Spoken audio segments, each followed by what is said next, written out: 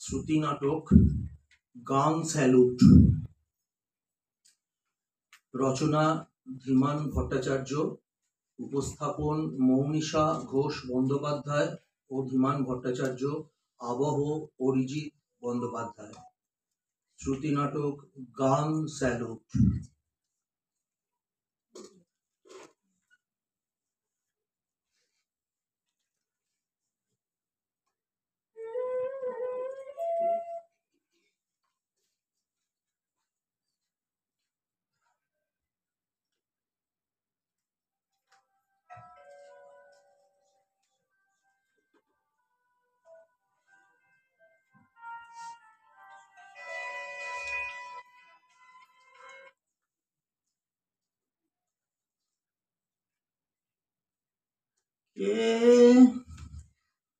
আসতে পারি sir?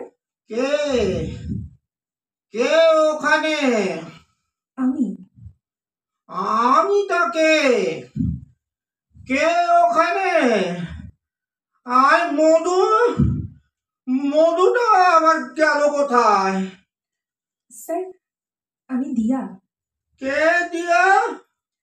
Sir, আমি স্বাধীন চ্যাটার্জির মেয়ে, আপনার ছাত্রী, বেলমুড়া হাই স্কুল। তা এখানে কি ব্যাপার? কি মনে করে? স্যার, আমার বিয়ে স্যার আগামী 12ই জুলাই। তাই স্যার কার্ড দিতে আপনি যাবেন স্যার। আজ বাবা থাকলে আসতেন। বুঝেছি। তা কোথায় হচ্ছে বিয়েটা? বাড়ি থেকে দেখে শুনে নাকি নিজে পছন্দ করে? পাত্র কি করে? স্যার, আমরা দুজনে একসঙ্গে পিএইচডি করছি বিএইচইউতে। আমার ম্যাথমেটিক্স ও স্ট্যাটিস্টিক্স। বুঝলাম। তারিখটা কবে? ওই যে স্যার বললাম, 12ই জুলাই, শুক্রবার। ভাবলে দুঃখ হয় স্বাধীনের কথা মনে করলে।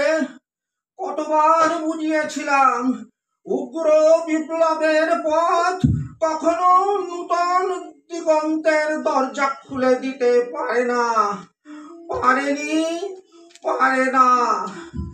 কিন্তু ওরা তখন নতুন যৌবনের দূত, কবিতা লিখছে, স্লোগান লিখছে, গেট মিটিং, স্ট্রিট কর্নার।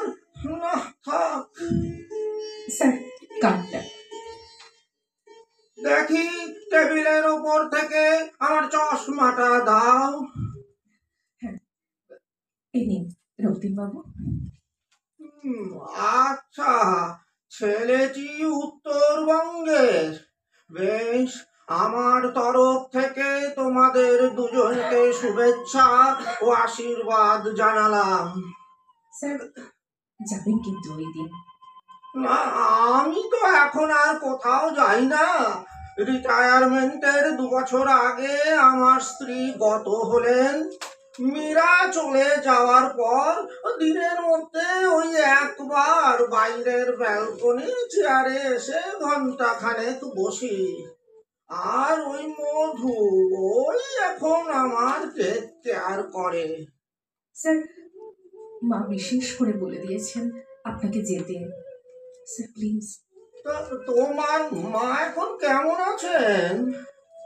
ওই একই রকম, কথা বলতে পারে না, ইশারায় সবকিছু। সেরিব্রাল স্ট্রোকের পর থেকে সমস্তটাই প্রায় বিছানার। আমি তো বাইরে থাকি, একজন 24 ঘন্টার অ্যাটেন্ডেন্ট রেখেছি সবসময় দেখাশোনার জন্য। স্বাধীন যেদিন পুলিশের হাতে ধরা পড়লো, আমি জানতাম ওরা বিচারাধীন বন্দীদের সঙ্গে কত সুন্দর ব্যবহার করে। নতুন করে কেস ডায়েরি তো ওরা সাজাবে। দেশের প্রগতির জন্য যারা লড়াই করছে, যারা সাম্প্রদায়িক বিচ্ছিন্নতাবাদী শক্তির বিরুদ্ধে লড়াই সংগ্রাম করছে, মানুষকে সংঘবদ্ধ করছে, তারা যে ওদের চক্ষুশূল হয়েছে হবে তো জানা কোথায়। স্যার, বাবার লেখা বই, পত্রপত্রিকায় পাবলিশড কলাম, ছবি এখনো কিছু আঁকড়ে ধরে রেখেছে মা। ওইগুলো হাতে নিয়ে দেখে, কথা বলতে পারে না ভালো করে, চোখ ছলছল করে। কি করবো রক্তিম বাবু ওগুলো রেখে? মানুষটাই তো নেই। কি হবে আর সব কথা ভেবে?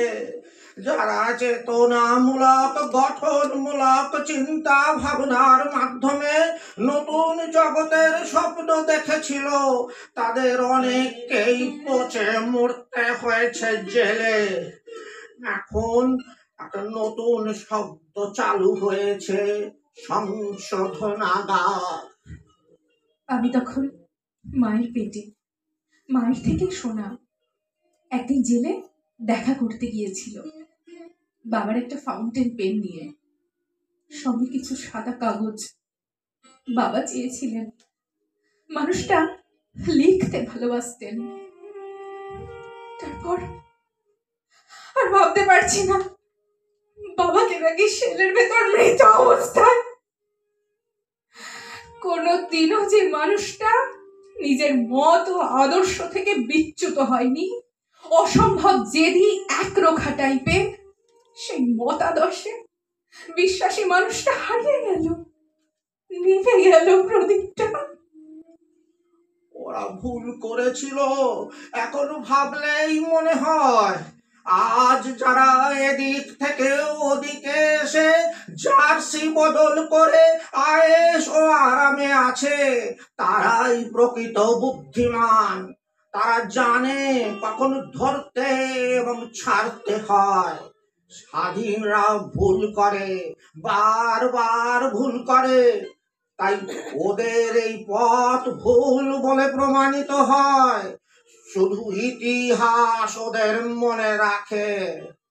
হ্যাঁ স্যার, ঠিকই বলেছেন।